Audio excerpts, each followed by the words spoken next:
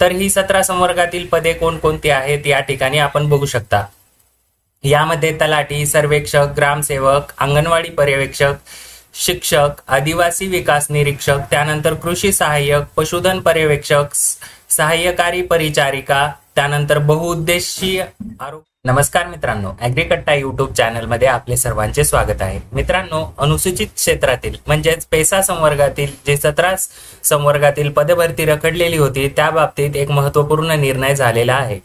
अनुसूचित क्षेत्रातील 17 संवर्गातील सरळ सेवेची पदभरती जी आहे झालेली ती मानधन तत्वावर भरण्यात येणार आहेत। या ठिकाणी दिनांक 5 ऑक्टोबर 2024 रोजी शासन निर्णय झालेला आहे। त्यामध्ये 17 संवर्गातील सरळ सेवेची पदे भरण्याबाबत 4 ऑक्टोबर 2024 रोजी माननीय मुख्यमंत्री, माननीय उपमुख्यमंत्री गृह खाते व माननीय उपमुख्यमंत्री वित्त यांच्या अध्यक्षतेखाली आदिवासी आमदार, खासदार व लोकप्रतिनिधी यांच्यासोबत झालेल्या बैठकीतील चर्चेनुसार अनुसूचित क्षेत्रातील पेसा 17 संवर्गातील रिक्त असलेली पदे मानधन तत्वावर भरण्याचा निर्णय झालेला आहे। मित्रांनो, आपल्याला काय वाटते या निर्णयाबद्दल कमेंट करून नक्की सांगा।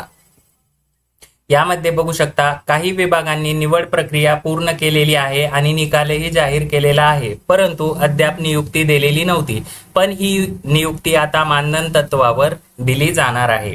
तर काही विभागांनी निवड प्रक्रियेचा निकाल तयार असूनही जाहीर केलेला नव्हता, त्यांचे देखील निकाल जाहीर करण्यात येणार आहेत।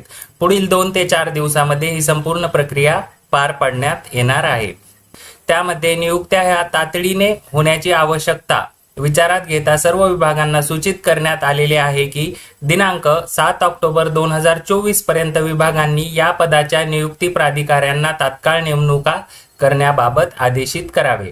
नियुक्ती प्राधिकारी यांनी 8 ऑक्टोबर 2024 पर्यंत मानधन तत्वावरील नियुक्ती आदेश पात्र उमेदवारांना द्यावेत। तर ही 17 संवर्गातील पदे कोणकोणती आहेत या ठिकाणी आपण बघू शकता।